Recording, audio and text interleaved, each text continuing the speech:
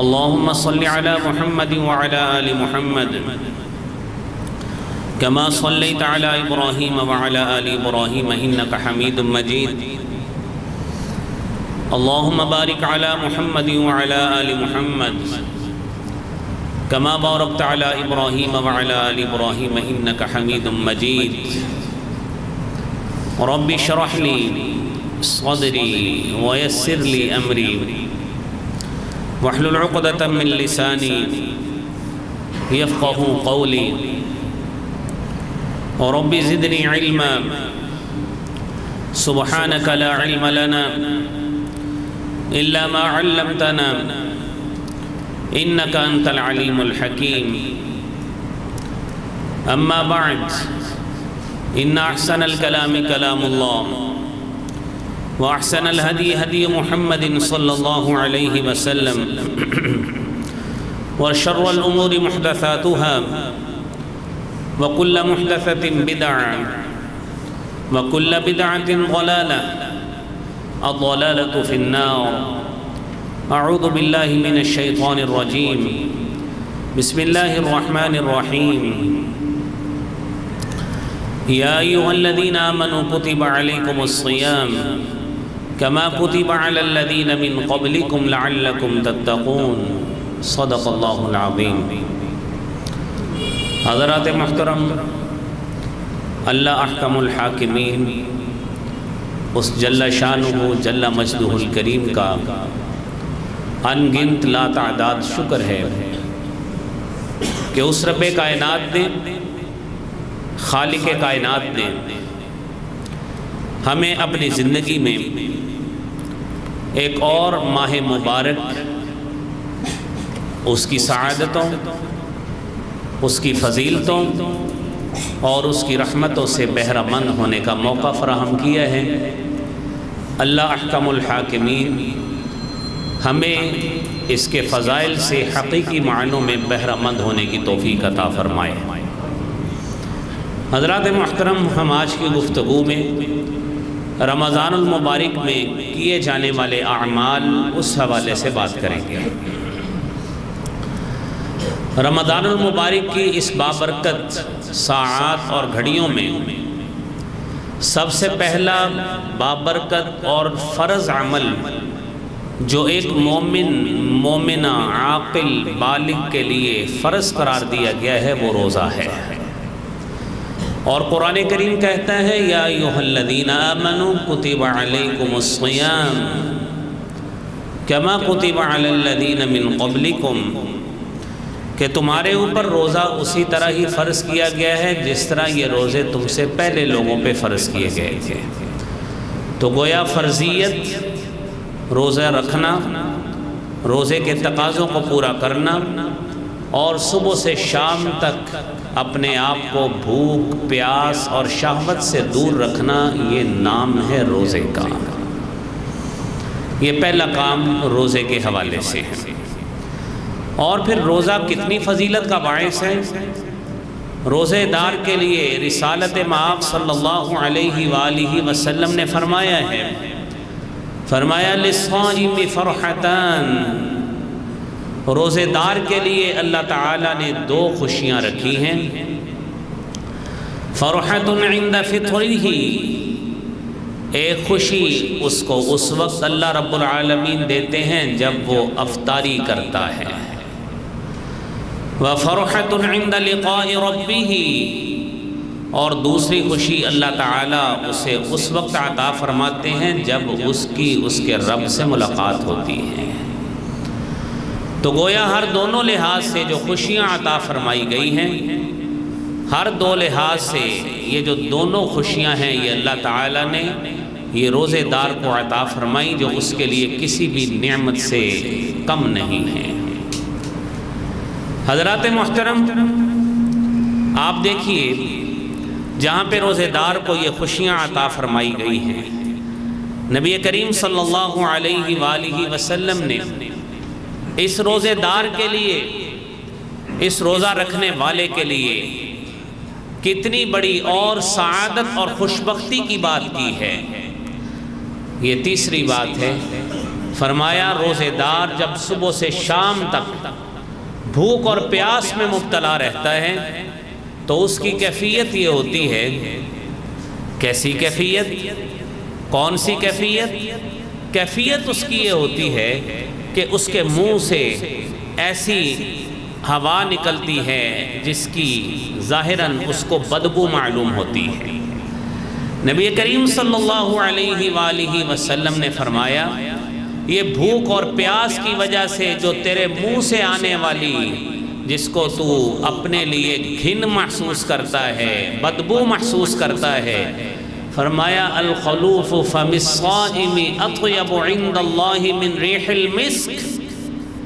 اے روزے دار تیرے منہ سے یہ آنے والی یہ ظاہری طور پر تجھے گھن اور نفرت جس سے آتی ہے یہ بدبو ہے، اللہ کے ہاں اس کی حیثیت کستوری سے بھی زیادہ ہے اور اللہ تعالیٰ اس کو اس سے بھی زیادہ پسند فرماتے ہیں. تو بھائیو یہ روزے دار کے لیے کتنی خوشبختی کا مقام ہے. اور پھر رسالت مآب صلی اللہ علیہ وآلہ وسلم نے روزے دار کے لیے کتنی بڑی خوشبختی کی بات فرمائی. فرمایا روزے دار کی دعا رد نہیں ہوتی. اور حدیث مبارکہ میں آتا ہے، سیدنا ابو ہریرہ رضی اللہ تعالی عنہ روایت کرتے ہیں، ثلاثۃ لا ترد دعوتهم لا يرد دعاؤهم.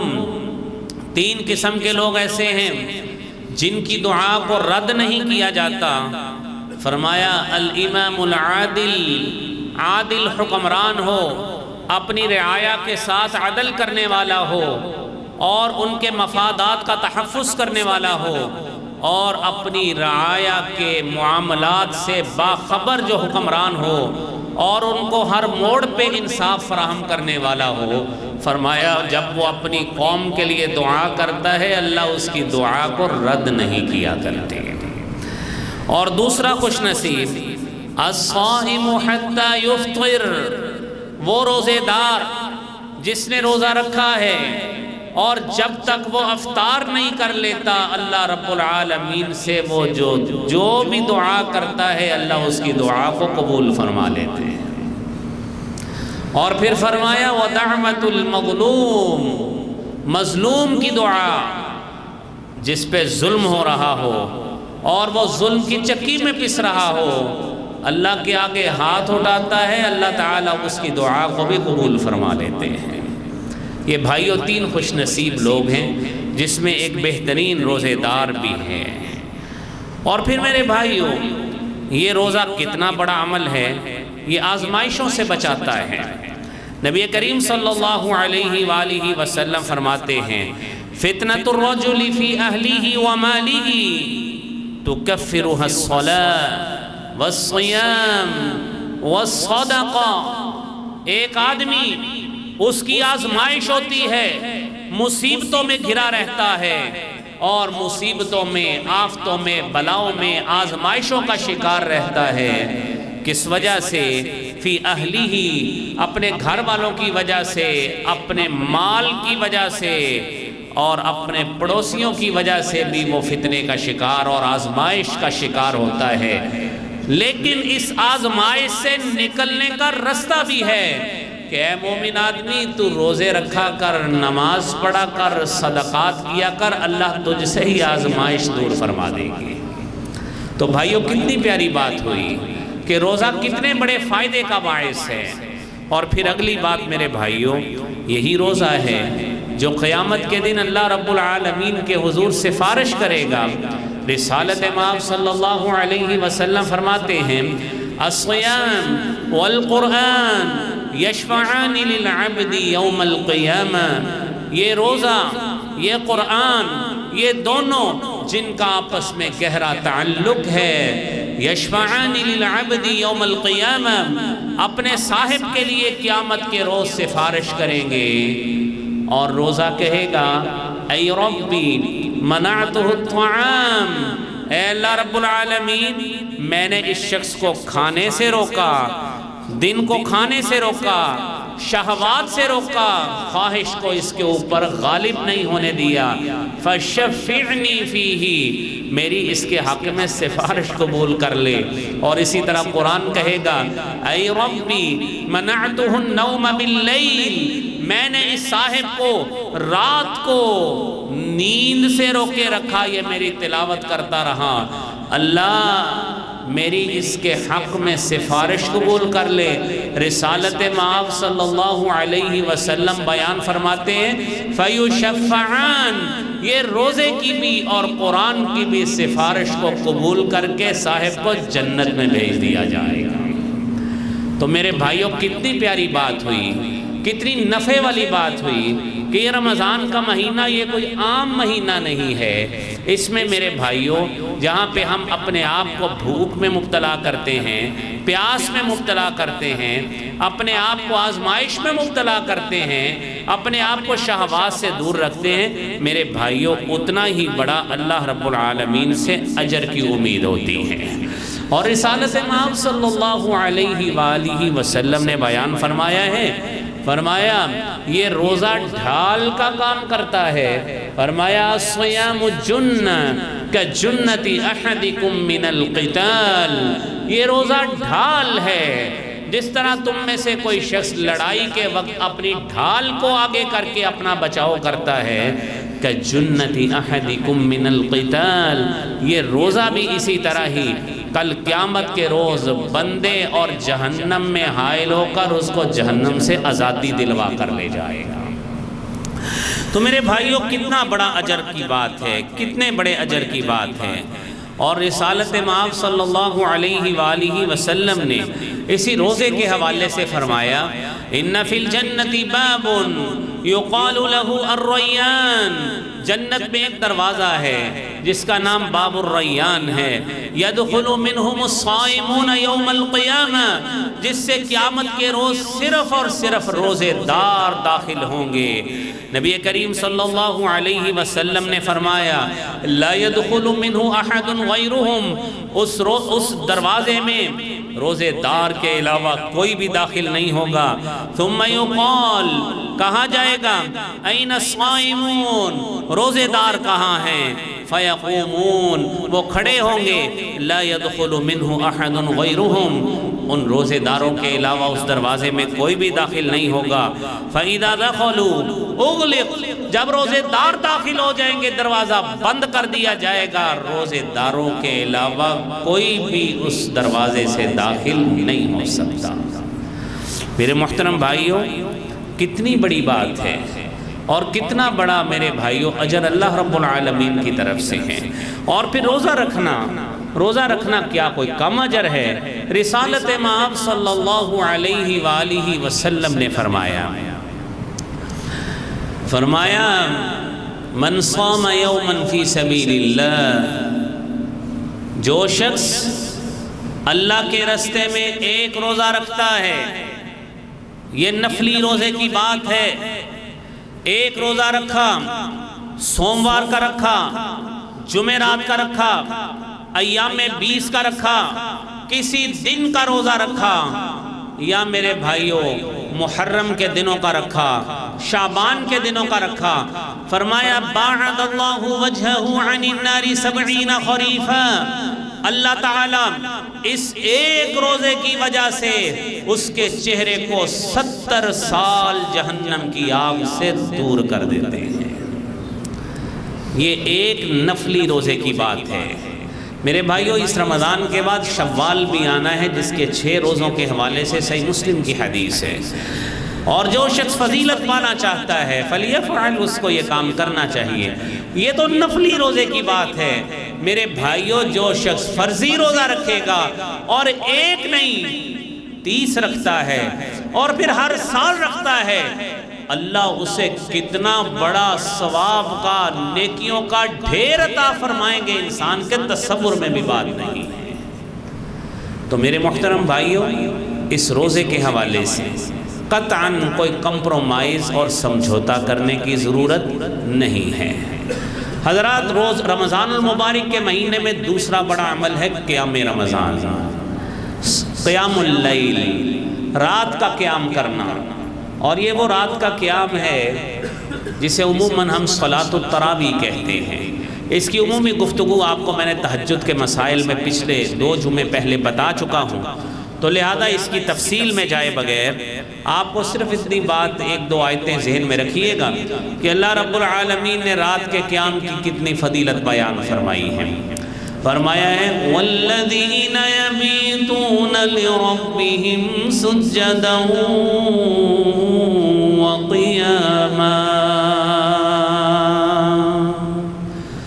اللہ کے نیک بندے عباد الرحمن وہ ہیں جو راتیں گزارتے ہیں سجدے کرتے ہوئے اور قیام کرتے ہوئے۔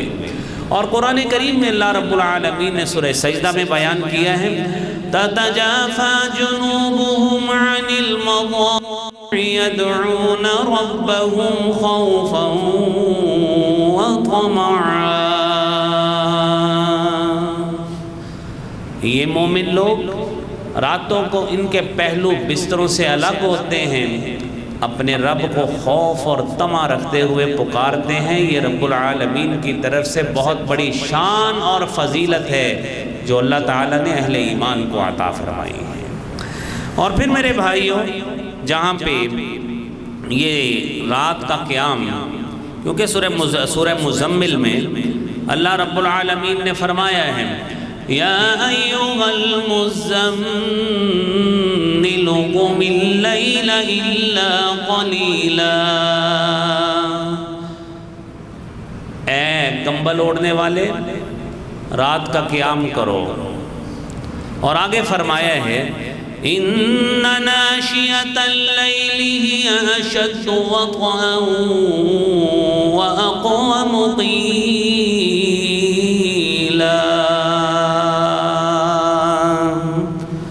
کہ رات کا اٹھنا دل جمعی کے لیے انتہائی مناسب ہے اور بات کو بہت درست کرنے والا ہے۔ تو حضرات، رمضان میں دوسرا بڑا عمل رات کا قیام ہے جو ہمیں ہر صورت میں کوشش کرنی چاہیے کہ رات کا قیام لازم بنائے، کیونکہ رسالت مآب صلی اللہ علیہ وآلہ وسلم نے فرمایا علیکم بقیام اللیل، رات کا قیام ضرور کیا کرو، فَإِنَّهُ دَأْبُ الصَّالِحِينَ قَبْلَكُمْ، تم سے پہلے جتنے بھی نیک لوگ گزرے ہیں ان کی یہ صفت ہوا کرتی تھی، رات کا قیام کیا کرتے تھے۔ اور پھر آپ نے فرمایا وَمُكَفِّرَةٌ لِلسَّيِّئَاتِ، یہ رات کا قیام گناہوں سے کفارے کا ذریعہ بنتا ہے۔ اور پھر فرمایا وَمَنْهَاتٌ لِلْآثَامِ، بندہ گناہوں کے قریب نہیں جاتا، گناہوں کے قریب جانے سے رک جاتا ہے، باز آ جاتا ہے کہ میں اللہ رب العالمین کو اس کا کیا جواب دوں گا، کس منہ سے رب کے سامنے کھڑا ہوں گا۔ اور پھر فرمایا وَهُوَ قُرْبَةٌ إِلَىٰ رَبِّكُمْ، یہ تمہارے رب کے قرب کا ذریعہ ہے کہ جو بندہ رات کا قیام کرتا ہے اللہ تعالیٰ اسے اپنے کلوز بندوں میں، مقربین میں اللہ اس کو شامل کر لیتے ہیں۔ تو بھائیوں، کتنی فضیلت والی بات ہوئی۔ میرے بھائیوں، تیسرا بڑا عمل اس رمضان میں جو کیا جانے والا ہے وہ ہے صدقہ و خیرات کرنا۔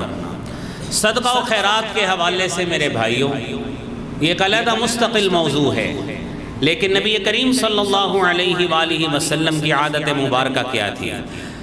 صحابی بیان کرتے ہیں کان رسول اللہ صلی اللہ علیہ وسلم اجود الناس، نبی کریم صلی اللہ علیہ وسلم لوگوں میں سب سے زیادہ سخی آدمی تھے، سخاوت کرنے والے تھے۔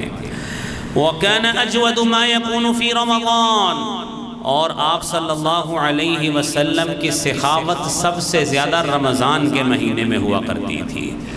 حِينَ يَلْقَاهُ جِبْرِيلُ، کیونکہ اس مہینے میں حضرت جبرائیل علیہ السلام آپ کو ملتے تھے قرآن کریم کا دور کرنے کے لیے۔ وَكَانَ يَلْقَاهُ فِي كُلِّ لَيْلَةٍ مِّن رَمَضَانَ فَيُدَارِسُهُ الْقُرْآنَ، حضرت جبرائیل علیہ السلام نبی اکرم صلی اللہ علیہ وسلم کے پاس ہر رات آتے، آپ کو ملتے، فَيُدَارِسُهُ الْقُرْآنَ، آپ کو آ کے قرآن پڑھاتے تھے حضرت جبرائیل علیہ السلام۔ فَلَرَسُولُ اللَّهِ صلی اللہ علیہ وسلم اجود بالخیر من الریح المرسلہ، اور نبی کریم صلی اللہ علیہ وسلم نیکیاں کرنے میں اتنے تیز ہوتے تھے جس طرح تیز آندھی چلتی ہے، نبی صلی اللہ علیہ وسلم اس طرح سخاوت کیا کرتے تھے۔ تو میرے بھائیوں، ایسی کیفیت میں جب حالات بھی ایسے ہیں کہ غرباء کو، فقراء کو، مساکین کو آپ کی امداد کی ضرورت ہے، نبی کریم صلی اللہ علیہ وآلہ وسلم نے فرمایا الید العلیا خیر من الید السفلی، جو ہاتھ اوپر والا ہے وہ دینے والا ہوتا ہے، وہ بہتر ہے من الید السفلی، نیچے والے ہاتھ سے جو لینے والا ہوتا ہے۔ اللہ کریم ہم سب کو یہ توفیق دے کہ ہم دینے والے مخیر آدمی بن جائیں۔ میرے محترم بھائیوں، نبی کریم صلی اللہ علیہ وآلہ وسلم نے فرمایا ہے کہ جو چیز آپ صدقہ کرتے ہیں اللہ رب العالمین اس کو 100 گنا کیا 700 گنا تک بڑھا دیتے ہیں۔ فرمایا من انفق نفقتا فی سبیل اللہ کتب لہ ب700 ضعف، جو شخص ایک صدقہ کرتا ہے، اللہ کے راستے میں ایک پائی بھی خرچ کرتا ہے، اللہ تعالیٰ اس کے نامہ اعمال میں 700 گنا تک اجر اس کو لکھ دیتے ہیں۔ کتنا بڑا پیکیج ہے۔ اور ساتھ ہی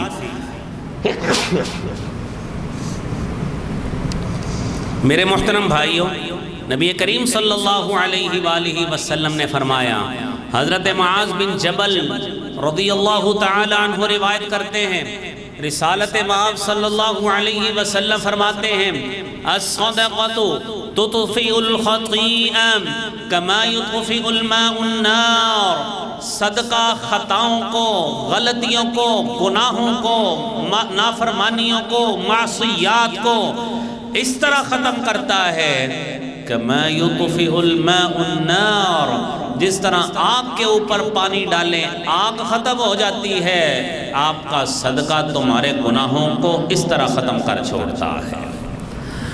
اور پھر میرے بھائیوں، نبی کریم صلی اللہ علیہ وآلہ وسلم نے اس صدقے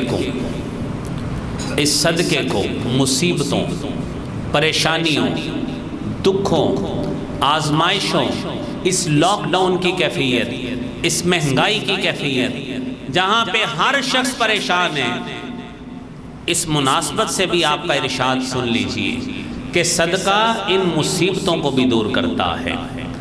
نبی کریم صلی اللہ علیہ وآلہ وسلم، آپ کے صاحبزادے جناب ابراہیم، ان کی بچپن میں ہی وفات ہو گئی اور اس دن گرہن لگا۔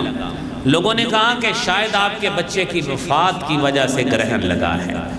فرمایا ان الشمس والقمر آیتین من آیات اللہ، یہ سورج اور چاند یہ اللہ کی نشانیوں میں سے 2 نشانیاں ہیں، لا ينخسفان لموت احد ولا لحیاتی، یہ کسی کی موت کی وجہ سے نہ کسی کی زندگی کی وجہ سے ان کو گرہن لگتا ہے، یہ تو اللہ کی نشانیاں ہیں، ان کا تعلق کسی کی زندگی اور موت سے نہیں ہوتا۔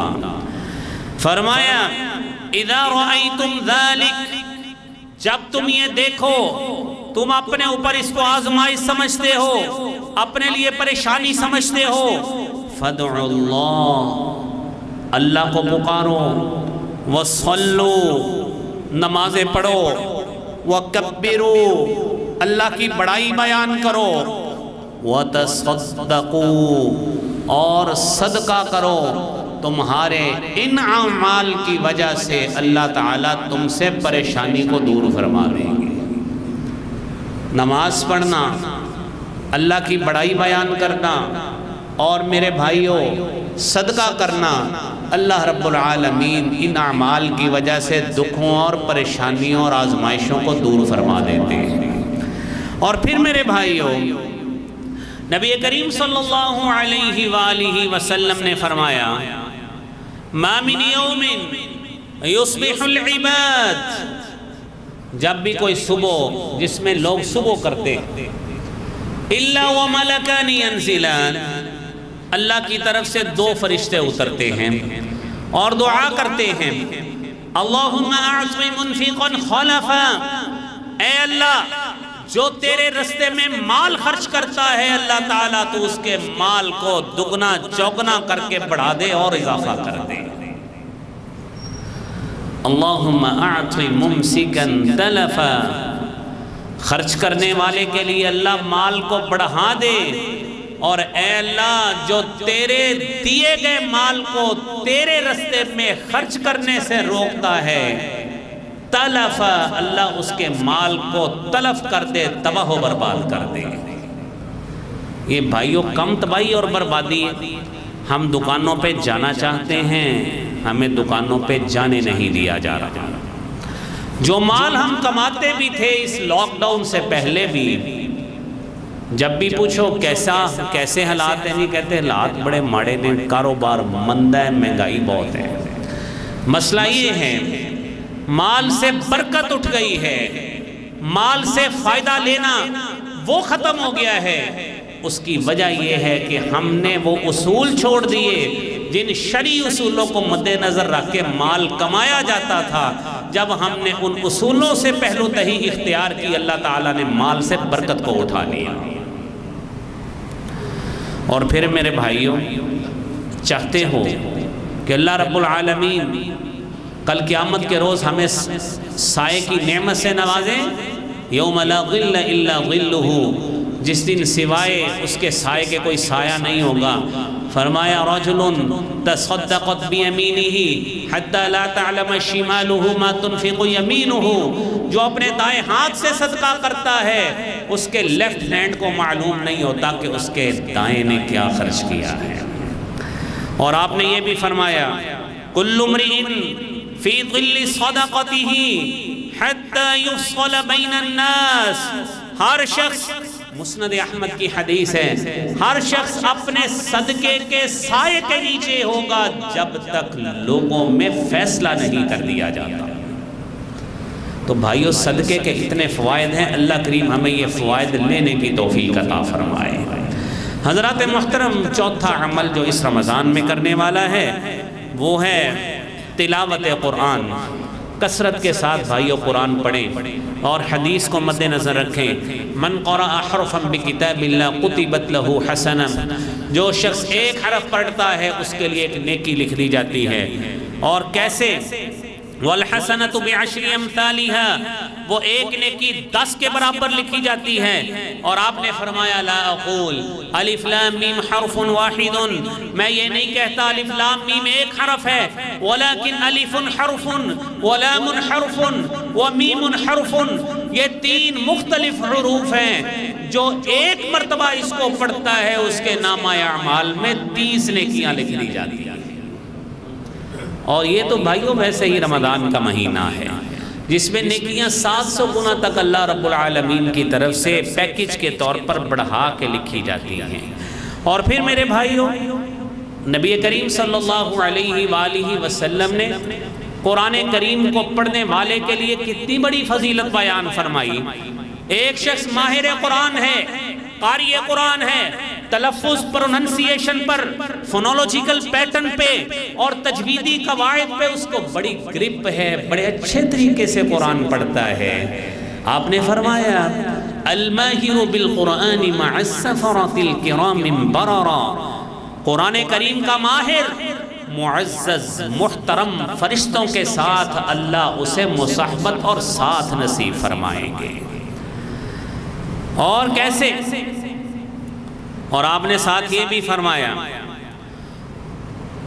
والذی یقرأ القرآن، وہ شخص جو قرآن پڑھتا ہے وَيَتَتَعْتَعُ فِيهَا وَعَلَيْهِ شَاقٌ، قرآن پڑھتا ہے پڑھتے ہوئے اٹکتا ہے، آپ اس کو ایک حرف پڑھاتے ہیں وہ اٹک جاتا ہے، وہ بار بار محنت کرتا ہے کہ میں قرآن کو اچھے قاعدے، تجویدی قاعدے اور فونولوجیکل پیٹرنز کے مطابق پڑھوں، میں اپنی آواز کو بڑا میلوڈیس وائس بنا کر اور بڑی اس کو ہائی پچ اور لو پچ پر رکھ کر اچھے تجویدی قواعد سے پڑھوں، لیکن بیچارہ پڑھنے کی کوشش کرتا ہے، نہیں پڑھا جاتا، اٹکتا ہے۔ رسالت مآب صلی اللہ علیہ وسلم نے فرمایا وَعَلَيْهِ شَاقٌ فَلَهُ أَجْرَانِ، ایسا شخص اس کو اللہ تعالیٰ ایک نہیں اس کو دوہرا اجر عطا فرمائے۔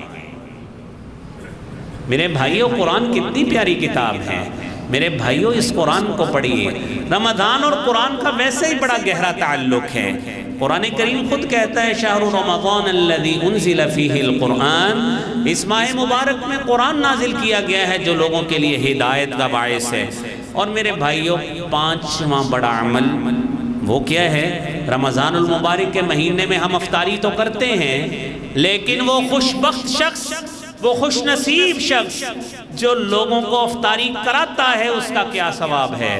رسالت مآب صلی اللہ علیہ وسلم نے فرمایا من فطر صائما، جو کسی روزے دار کی افطاری کراتا ہے، کان لہ مثل اجرہ، اس کے لیے بھی اسی طرح کا اجر ہے، مثل اجرہ، اسی طرح کا اجر اس کو ملے گا جس طرح روزے دار کو ملتا ہے، غیر انہ لا ينقص من اجر الصائم شیئا، اللہ تعالی اس کے اجر سے ذرہ برابر بھی کمی نہیں کریں گے، نہ روزے دار کے اجر سے کمی ہوگی، نہ افطاری کروانے والے کے اجر سے کمی ہوگی۔